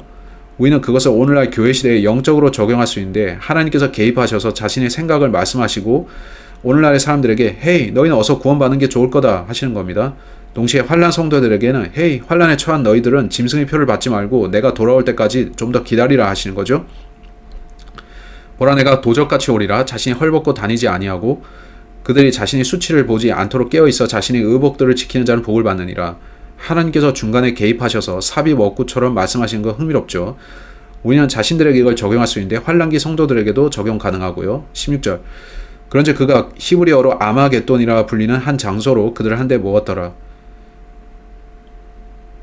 자, 그는 예수 그리스도입니다. 이제 아마겟돈의 뜻이 뭔가요? 그것은 할 무기또라는 겁니다. 할은 산 혹은 언덕이라는 뜻이고 무기또, 그래서 무기또 언덕입니다. 거기 언덕이 있고 무기또 골짜기가 크게 펼쳐져 있습니다. 예수님께서 그 언덕으로 내려오시면 골짜기에 가득 있는 적들을 패배시킬 것처럼 구도가 짜여져 있죠. 아미르 사르파티라는 사람이 있는데 그런 이름일 겁니다. 제가 인터넷에서 찾은 겁니다. 저는 그 사람 만나본 적이 없지만 친구하고 같이 이스라엘로 가서 그를 만나보고 싶었습니다. 그럼 재밌었을 겁니다. 그는 그 산지에 거주하는 이스라엘 사람인데 그가 매일 아침 밖에서 모닝커피를 마십니다. 그는 매일 아침 무기또 골짜기를 바라봅니다. 매일 아침 그가 하는 생각은 어느 날 이 골짜기에 피가 흥건하게 고일 테고 나의 하나님께서 이기실 거야 하는 거죠. 매일 아침 일어나서 그런 골짜기를 보며 그 생각을 한다는 겁니다. 그건 와우. 제가 거기 살면서 매일 아침 그런 생각을 한다면 대단하겠죠? 그건 놀랍고 대단합니다. 자, 이제 스가랴서 12장 11절을 빨리 읽어봅시다. 스가랴서 12장 11절. 저는 이게 관련된 계시라고 보는데 스가랴서 12장 11절입니다. 스가랴서 12장 11절. 그날에는 예루살렘에 한 엄청난 애곡이 있으리니 마치 메기돈 골짜기의 하달림몬의 애곡과 같으리라. 그 날이 언제입니까? 예수님이 다시 오시는 날을 말합니다. 아멘. 그는 아마겟돈으로 오셔서 모든 자신의 대적들을 쳐부실 겁니다. 오케이, 우리는 마무리를 향해 가야겠습니다. 17절, 계시록 16장 17절. 다음으로 7째 천사가 그의 호리병을 대기 중에 쏟아 부었더라. 그러자 하늘의 성전에서 한 웅장한 음성이 그 보좌로부터 나왔으니 말씀하시기를, 자, 성전에서 나왔다고 하면 누가 성전 안에 계셨죠? 예수님입니다. 예수님이 뭐라고 하십니까? 다 끝났도다 하셨느니라. 제가 이걸 보면서 오, 대단하다 했죠. 제가 왜 그렇게 느꼈는지 아세요? 십자가에서 예수님이 다 이루어졌다 하셨던 말씀이 생각나서죠. 뭐가 이루어졌습니까? 예수님은 십자가상에서 다 이루어졌다 하셨는데 그때 예수님께서는 죄를 정복하셨습니다. 그렇죠? 3일 후 예수님은 죽은 자들로부터 일어나셨는데 그때에는 사망을 정복하셨습니다. 이제 아마겟돈에서 예수님은 사탄과 적그리스도를 정복하시죠. 당신은 예수님을 이길 수 없습니다. 당신은 예수님 없이 죄를 정복할 수 없습니다. 그가 죄와 사망을 이기셨고 사탄과 적그리스도도 패배시키실 겁니다. 그분이 이기는 쪽이신데 아멘. 여러분은 이기는 쪽에 속하고 싶나요? 이제 18절입니다. 다 끝났도다라는 이 표현이 전 좋습니다. 그러자 음성들과 천둥들과 번개들이 있었더라. 그리고 한 커다란 지진이 있었으니 사람들이 땅 위에 존재한 이래로 그토록 막강하고 그토록 커다란 그와 같은 지진이 없었더라. 본문이 흥미로운 것은 우리가 마태복음에서 보면, 자, 다른 쪽입니까? 마태복음 24장에서 환란기에는 도처에 많은 지진들이 있을 것을 봤기 때문입니다. 그렇죠? 근데 환란기 끝에 최악의 지진이 옵니다. 얼마 전에 터키인지 어디서 있었던 그 지진 아시나요? 3만 명 이상이 죽었습니다. 지진은 끔찍하고 한데 지진들이 점점 심해지고 있습니다. 한데 그 마지막 지진에 비하면 아직 약한 것들이죠. 이번의 지진은 너무 강력해서 예루살렘 도성을 셋으로 찢어 놓습니다. 제가 생각할 때 그 이유는 거기로 강들이 지나게 하기 위해서일 겁니다. 나중에 거기로 강들이 흐르게 되죠. 계시록 16장으로 다시 가서 18절은 커다란 지진을 말씀하고 이전엔 그런 게 없었다고 합니다. 역사상 최악의 지진으로 남을 겁니다. 19절. 그리고 거대한 도성이 세 부분으로 나뉘었고 거대한 도성이 어디입니까? 예루살렘입니다. 여러분이 예루살렘 지도를 보시면 그 도시는 히브리어 철자인 신과 닮았습니다. 이렇게 생겼는데 산들이 이렇게 있습니다. 세 갈래로 나뉘는데 전 잘 모르지만 산들이 무너지거나 산들 사이가 갈라지게 될 것 같습니다. 어쩌면 그 사이로 강들이 흐르게 될 텐데 하나님께서 이후 1000년 동안 예루살렘에서 통치하실 것이므로 지금 우리가 보는 지형과는 바뀔 겁니다. 말 그대로 세 부분으로 갈라지는 거죠.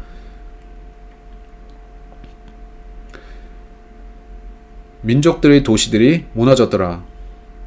아마게돈 전투는 유엔의 최후입니다. 그리고 거대한 바빌론이 하나님 앞에서 기억되었으니 그녀에게 그분의 진노의 맹렬함의 포도즙 잔을 주기 위함이라. 그리고 모든 섬이 저마다 사라져버렸고 산들도 발견되지 아니었더라. 자, 얼마나 흥미롭습니까? 모든 섬이 사라진다고 합니다. 그게 무슨 뜻일까요? 굿바이 그리스, 굿바이 하와이, 굿바이 바하마스. 제 말은 더 이상 섬이 없답니다. 그건 싫은데 저는 섬들을 좋아하고, 근데 그게 의미하는 바는 어쩌면 하나님께서 바닷물의 수위를 낮추셔서 그래서 사람들에게 더 많은 육지를 주시든지 그건 모르지만 어쨌든 성경에 따르면 모든 섬들이 사라집니다. 20절에서 맞춰야겠습니다. 제가 여기 메모해 놓기로 이건 꼭 읽으라 했습니다. 오케이? 시편 97편 말입니다. 성경이 서로 맞춰지는 걸 아는 건 즐겁습니다. 여러분이 성경을 안다면 계시록을 보다가 시편의 구절들이 생각날 겁니다. 그러면 여러분은 다윗 안에 계셨던 하나님의 영께서 이걸 쓰게 하신 것을 알 텐데 성령께서는 예수님이 돌아오시는 아마겟돈을 생각하셨던 겁니다. 시편 97편. 주께서 통치하시는도다. 땅은 크게 기뻐할지어다. 그곳의 섬들의 허다함이 반가워할지어다. 구름들과 어둠이 그의 주위에 있도다. 의와 공의는 그분의 보좌의 거처로다. 그 잔들, 하나님의 진노를 담은 그것들은 그분의 의였습니다. 그렇게 그는 천년왕국을 수립하실 겁니다. 더 보면 한 불이 그분 앞에서 나가 그분의 원수들을 둘러싼 채 태워버린도다. 이건 아마겟돈 전투를 말하죠. 그분의 번개들이 세상에 빛을 비추었도다. 땅이 목격하고는 떨었도다. 언덕들이 주의 면저에서 밀초처럼 녹아내렸으니 온 땅의 주의 면저에서 그러하였도다. 하늘들이 그분의 의를 선언하나니. 이 천사들이 어디서 내려오나요? 그들은 그분의 의로운 진노의 잔을 갖고 내려와서 쏟습니다. 모든 백성들이 그분의 영광을 보는도다.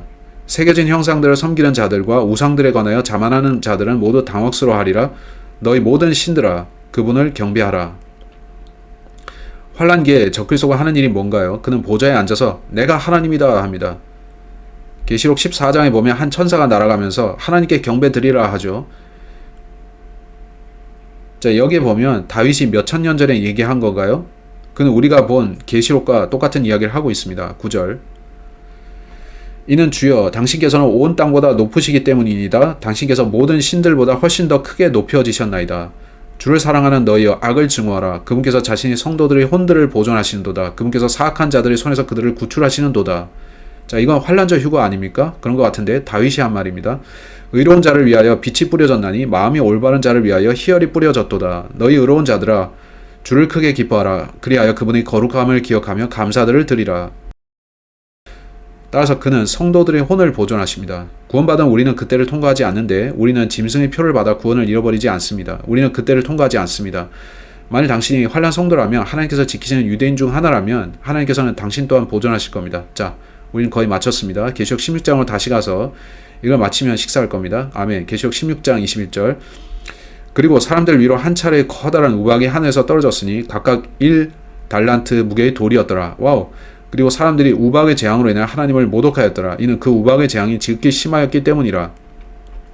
마지막 재앙에는 다시 우박이 등장합니다. 이집트의 10가지 재앙들 중 하나도 우박이었는데 7 나팔들 중 하나에도 우박이 등장했죠. 근데 이건 가장 심한 우박인데 역사상 가장 심한 지진과 마찬가지로 역사적으로 가장 심한 우박이 될 겁니다. 이제 우박이 뭡니까? 얼음 덩어리입니다. 얼음이 어디서 옵니까? 네, 외계 우주에서 오죠. 그건 아주 춥습니다. 예수님이 우리와 함께 흰 말을 타고 오실 때 그 속도가 아주 빨라서 거기에 살얼음이 끼지 않을까 싶습니다. 우리가 도착하면 그 얼음 덩어리가 우박으로 떨어지는 거죠. 전 모르고 그게 제 생각입니다. 흥미롭지 않습니까? 근데 보세요. 믿기 힘듭니다. 그리고 사람들 위로 한 차례 커다란 우박이 하늘에서 떨어졌으니 각각 약 1달란트 무게의 돌이었더라. 1달란트는 꽤 무겁습니다. 인터넷에 계산해보면 1달란트가 75파운드라는데 제 노트에는 80파운드라고 적혀있고 어쨌든 무겁습니다. 75파운드짜리 얼음 공이 사람들 위에 떨어지면 그걸 맞고 죽겠죠. 아마겟돈에 내려오신 예수님께서는 그 입에서 칼을 내보내시는데 그 또한 불입니다. 흰말을 타고 오시면서 그는 입에서 불을 내뿜어 적들을 죽이시고 동시에 하늘에서는 얼음 덩어리들이 내리면서 그것으로 적들을 살상합니다. 불과 얼음이 동시에 내리는 거죠. 여러분이 적그리스도 군대에 속한 일원이라면 여러분은 먼저 무엇에 죽게 될까요? 얼음 덩어리일까요? 아니면 불일까요? 그런 생각을 하면 좀 이상하죠. 이상한 생각입니다. 어쨌든 무거운 얼음 덩어리가 내립니다. 끝으로 욥기 38장을 볼 겁니다. 그 장이 오늘 우리가 살펴본 모든 것들과 어떻게 연관되는지를 보세요. 이건 대단한 건데 이걸 보면 우리는 하나님께서 이번 주 강의를 주신 것에 아멘 하고 외치고 싶을 겁니다. 로라는 어제 제가 외치는 걸 들었는데 뭐예요? 했고 저는 별것 아니야 했죠. 저는 이걸 보고 소리쳤습니다. 저는 와우 이걸 놀랍다 했죠. 성경 하나님이 쓰신 책입니다. 아멘. 여러분이 시편, 욥기, 잠언 등을 읽을 때 여러분은 성령께서 주신 미래의 계시들을 읽는 겁니다. 단지 어떤 사람이 쓴 책을 읽는 게 아니죠. 욥기 38장 22절. 너는 눈의 금고들에 들어간 적이 있느냐? 아니면 너는 우박의 금고들을 본 적이 있느냐? 제가 75파운드 무게의 얼음이 하늘에서 떨어진 걸 본다면 와우 우박의 금고가 있겠군 할 텐데 그렇죠. 여러분 이전에 그런 우박을 본 적이 없을 겁니다. 그 우박은 내가 곤경의 때를 대비하고 전투와 전쟁의 날을 대비하여 간직해 두었느니라. 하나님께서는 자신이 전투와 전쟁에 대비해서 우박을 저장해 놨다 하십니다. 그게 문맥상 뭘 뜻하겠습니까? 23절은 참 놀랍습니다. 그 우박은 내가 곤경의 때를 대비하고 전투와 전쟁의 날을 대비하여 간직해 두었느니라. 얼마나 놀라웁니까? 성경 안에 미래가 살아 숨쉽니다. 안 그렇습니까? 저는 이런 걸 보고 여러분이 성경을 읽기를 원했으면 좋겠습니다. 여러분이 하나님의 말씀 안으로 들어와서 점점 많이 읽기를 바랍니다. 저는 이 책을 읽을 때마다 더 놀라웠고 예수님이 이기실 것을 깨닫습니다. 저는 이기는 쪽에 속하겠습니다. 아멘. 어느 날 우리는 그런 노래를 부를 겁니다. 나는 이기는 쪽에 속했다 하고요. 온라인 어떤 질문이 있습니까? 여러분께 가능한 많이 보여드리려고 했고요. 그래서 여기 차트를 그렸습니다. 이거 괜찮은 차트죠? 앞서 이야기했던 바닷속의 거주자들 혹은 바다의 혼들에 대해서 질문하고 싶습니다. 그러면 그것들이 일산화탄소를 내보낼 텐데 그들은 아래에서 식량을 생산하거나 그러는 걸까요? 모르겠습니다. 바다 밑에서 어떤 일들이 있을 겁니다. DUMBS, DUMS, 지하기지들도 있고 잠수함들도 있고 원자력 잠수함 안에 있으면 자체 공기가 생성돼서 밖으로 오래 나올 필요가 없죠. 전 모르지만 그 구절은 흥미로웠습니다.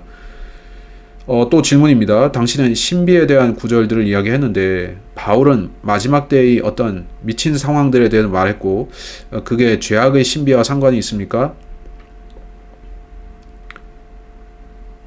네, 당연히 있습니다. 바울이 7 신비에 대해 제가 말한 거 기억하시죠? 그는 죄악의 신비에 대해 말했는데 그것이 계시가 맞습니까? 그렇게 생각하실 수 있는데, 즉 이미 일어난 것은 예언이라 할 수 없겠죠. 교회 시대에는 더 이상 예언은 없는데 전 그걸 압니다. 전 어떤 사람들이 여기저기서 자기가 예언자라고 나타나는 걸 보는데 그들은 진짜 예언자가 아닙니다. 하나님께서 66권의 성경을 주시면서 우리에겐 더 이상 예언자가 필요 없게끔 하신 겁니다. 근데 어떤 사람들은 바울이 오늘날 우리에게 예언을 줄 수 없다고 하면서 모든 예언은 미래에 속했다라고 말합니다. 근데 저는 바울이 받은 계시들 중 일부는 오늘날에 적용된다고 보고, 말하자면 그리스도의 몸의 신비도 지금에 적용이 되는 거잖아요. 근데 우리는 하나님께서 별도의 계시를 오늘날 주신다는 것, 즉 성경과 상관없는 새로운 계시를 주신다고 믿는 그런 것은 아닙니다. 저는 그런 건 불필요한데, 꿈 같은 거 말이죠. 많은 사람들이 꿈을 꾸는데 뭐 그건 상관없고 뭔가 있을 수도 있죠. 하지만 저는 누군가의 꿈과 성경을 연결시켜서 보지는 않습니다. 저는 제 꿈의 기초에서 교리를 세우지 않습니다. 제가 말씀드리고자 했던 것은 신비와 계시 문제에 있어서 극단적 세대주의자들이 하는 말 때문입니다. 아시지만 바울은 계시로서 죄악의 신비를 언급했고, 계시는 어떤 일이 있기 전에 먼저 공개적으로 주어지는 거죠. 신비는 알려지지 않도록 가려놓는 것이고요.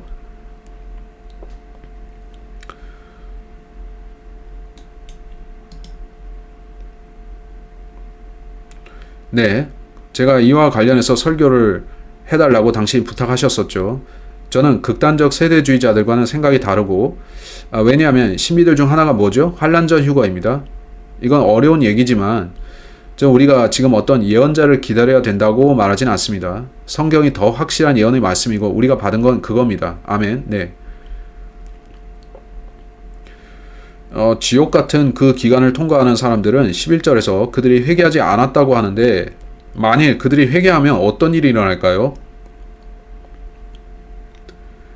네, 오케이. 먼저 휴거가 일어나고, 우리가 다룬 모든 사건들은 그 후에 있을 일들이죠. 그 사람들이 회개하지 않는 것은 그들이 너무나 완고해서입니다. 이집트의 재앙들과 연관시켜 보면 파라오에 대해서 성경이 뭐라고 합니까? 파라오는 적그리스도의 모형인데 그가 마음을 완고하게 했다고 하죠. 따라서 어떤 사람의 마음이 아주 완고하다면 그는 결코 회개하지 않습니다. 그래서 그들이 회개하지 않는다고 하는데, 어쩌면 그중 일부가 회개할 수도 있겠죠. 하나님께서는 환란기에 유대인들을 지키시고 그들 중 다수를 구원하실 텐데, 저는 어떤 이방인이 짐승의 표를 거절하면서 저는 그걸 거절합니다. 저는 예수님을 따를 겁니다. 하면 그들이 구원받을 수 있다고 생각합니다. 그런데 짐승의 표를 이미 받아버렸다면 너무 늦은 것이겠죠. 이번 주 저는 러크만 주석서를 읽었는데 호기심을 읽었습니다. 그분이 말하기를, 저는 모르겠지만 그가 말하기를 두 증인인 모세와 엘리야가 나타나면 그들이 짐승의 표를 받은 사람들에게 물침례를 줄 것이고, 그러면 상황을 되돌릴 수 있을 것이라고 했습니다. 그들이 회개하고 침례를 받으면 짐승의 표가 빠져나가거나 그런다는 거죠. 또한 표로 인한 질병에서 회복되고요. 그렇게 주석해 놨습니다. 저는 그 부분에 대해서는 잘 모르겠지만, 최초로 침례는 무엇을 위한 것이었습니까? 침례인 요한이 와서 이스라엘에게 회개하고 침례 받으라 했죠. 그렇게 한 이유는 첫째, 예수님이 오시기 때문인데 그가 누구이십니까? 왕이십니다. 냄새를 풍기는 채로 왕 앞에 나갈 수 없죠. 먼저 청결해져야 되고, 제 말은 만일 영국 왕이 당신 집을 방문하겠다고 하는데 여러분 자기 아이들에게 더러운 옷 입히고 일주일 정도 샤워도 안 시키고 기다리라고 하겠습니까? 아니면 몸을 깨끗이 하고 최고의 옷을 입은 채로 왕을 맞이할 겁니까? 제가 보니 처음에 침례는 왕이 오시니 준비하라, 깨끗이 하라, 그런 의미가 있습니다. 비슷한 일이 대환란 때 있을까요? 전 그렇게 가르치진 않지만 러크만의 그 가르침은 흥미롭다 생각합니다. 어쩌면 그렇게 될 수 있겠지만 저라면 그 가능성에 희망을 걸지는 않겠습니다. 여러분이 휴거를 놓쳤는데 이제 짐승의 표를 일단 받고 나서 모세와 엘리야에게 가서 도움을 받으면 될 거야 할까요? 그렇게 생각한다면 그건 우리가 확인할 수 없는 이상한 교리입니다. 그 표를 받지 않는 게 최선이죠. 어쨌든 좋은 질문이고 잘 물어보셨습니다. 제가 언급하고 싶었던 중 하나가 그건데 말해주셔서 감사합니다. 또 질문? 화이트보드 돌려주세요. 죄의 사람에 대해서인데 그는 원래 죄의 사람이다가 파멸의 아들로 바뀌는 건가요? 오케이. 유다는 파멸의 아들이라고 불렸었죠. 그가 그렇게 불렸습니다. 이제 그는 12 제자들 중 하나였고 원래의 사도들 중 한 명이었습니다. 한데 성경은 그가 한 마귀였다고 합니다. 성경은 사탄이 그 자 안에 들어갔다고 하고 사탄이 들어간 다음에 그는 파멸의 아들이라고 불렸습니다. 처음에 적그리스도는 평범한 남자였다가 파멸의 아들로 바뀝니다. 그래서 유다는 적그리스도와 거의 일치하는 케이스인데 유다는 3년 반 동안 한 남자였다가 사탄이 그 안에 들어갈 때 파멸의 아들이 됩니다. 얼마나 많은 날들 동안 그는 파멸의 아들일까요? 그건 우리가 모릅니다. 예수님의 공사역은 3년 반이었고 그러면 후 3년 반이 파멸의 아들이 되는 기간이겠죠. 자, 유다라는 자는 흥미로운 인물인데 그는 죽어서 그 자신의 거처로 갔습니다. 그가 지옥에 갔다고 하지 않습니다. 파멸의 아들이 죽고 나서 그 자신의 거처로 갔다고 하는 건 어디를 말할까요? 끝없는 구렁일 수 있겠죠. 흥미로운 사실입니다. 성경에 더 많은 파멸의 아들들이 있나요? 저는 다른 파멸의 아들이 성경에 나오는지 모릅니다. 적그리스도와 유다의 경우를 제외하고는 모르겠습니다. 근데 압살롬은 흥미로운 인물입니다. 그가 죽었을 때 그가 이름 붙인 장소가 압살롬의 장소라고 불렸습니다. 그도 적그리스도의 모형 중 하나이죠. 그는 더러운 자였는데 그는 자기 아버지 모든 처들과 그걸 무슨 단어로 표현해야 되죠? 그녀들을 더럽혔습니다. 그는 더럽히는 자였습니다. 흥미롭죠? 성경에는 많은 모형들이 나옵니다. 또 질문 있는 분? 레이 질문 있습니까?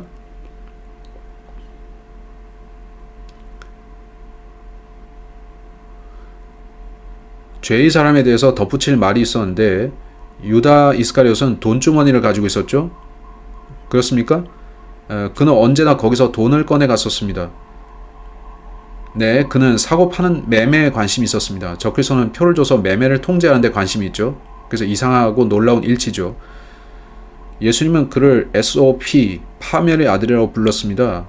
그가 다른 제자들 틈에 평범한 한 명의 제자로 있었듯이 미래에도 평범한 인간으로 등장할 것 같은데요. 저 자매가 질문했습니다.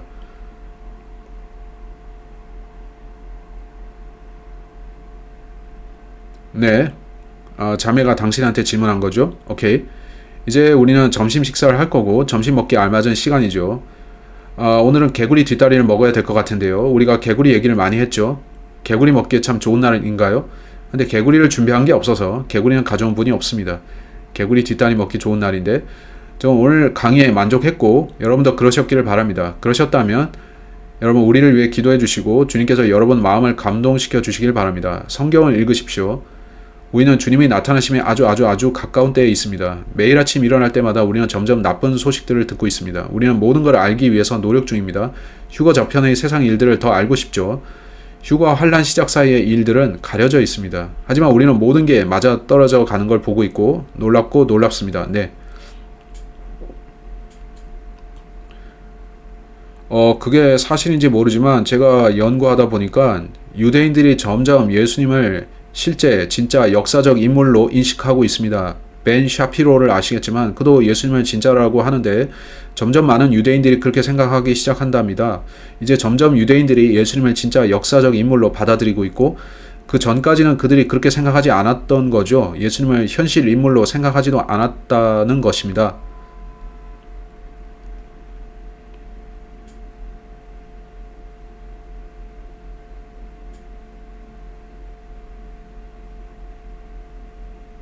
네. 어떤 이들은 예수님을 신화적 인물로 간주하는데 그들은 우리의 달력도 쓰면 안 되겠죠. 왜냐면 지금의 달력은 기본적으로 예수님의 탄생에 근거하기 때문이죠. 그는 분명 역사적 인물입니다. 둘째로 그분의 계보가 성경에 나옵니다. 우리는 그분이 어디서 왔는지 명확히 알고 있고 아담까지 올라가는 그분의 어머니 쪽 계보를 압니다. 어떻게 이것을 부인하겠습니까? 당신은 제가 성경을 읽어보지 않았습니다 라고 고백할 수 있을 뿐이죠. 셋째, 그분은 한 유대인이셨는데 요세푸스는 그분에 대해 언급했고 그건 역사적 기록에 남아 있습니다. 예수 그리스도를 부인하는 건 성경을 부인하는 건데 그건 또한 역사와 현실을 부정하는 겁니다. 그들은 현실을 부정합니다. 누가 또 그렇게 합니까? 오늘날 우리는 현실을 부정하는 사람들을 보는데 우리가 아니 이건 이거라니까요 하면 그들은 아니에요 합니다. 이런 사람들을 어떻게 해야 합니까? 방법이 없습니다. 그들은 정신적 문제가 있습니다. 우리는 정신병자가 운영하는 정신병동 같은 세상에 살고 있습니다. 사람들은 막대한 정신적 문제를 갖고 있습니다.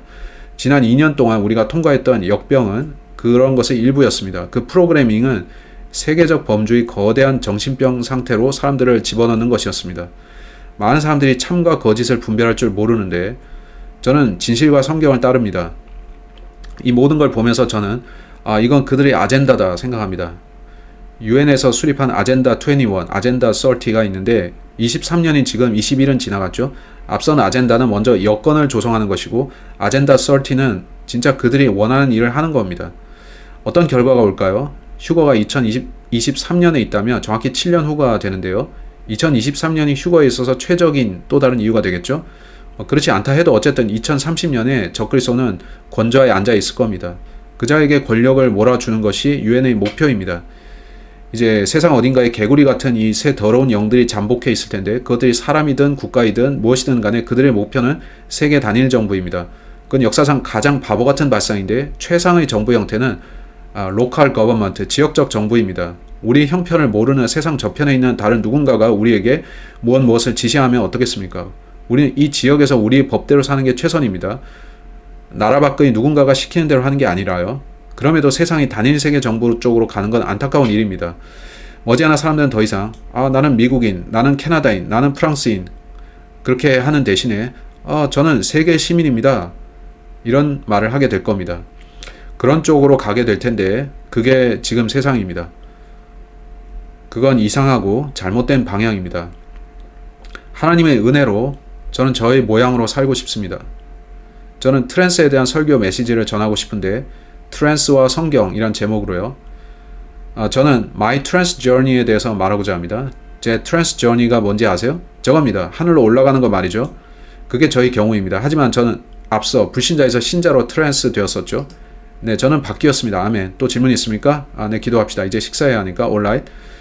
주님, 오늘 당신이 말씀을 나누고 연구할 시간을 주셔서 감사드리고 이것이 얼마나 은혜인지 모릅니다. 당신께서는 이 책에 아주 많은 것들을 보여주셨습니다. 또 경고도 하시지만 우리에게 은혜를 주십니다. 주님, 당신이 보혈로 우리 죄들을 용서하신 것에 감사드립니다. 구원에 감사드리고 돌아오시겠다는 당신의 약속에 감사드립니다. 당신께서 속히 오실 것을 기도합니다. 주님, 이 혼돈으로부터 우리를 건져주십시오. 음식과 우리 건강을 축복하시고 아픈 지체들을 돌아봐 주십시오. 휴식을 갖게 하시며 악한 자들에게 경고하게 해주십시오. 예수님 이름으로 아멘. Alright.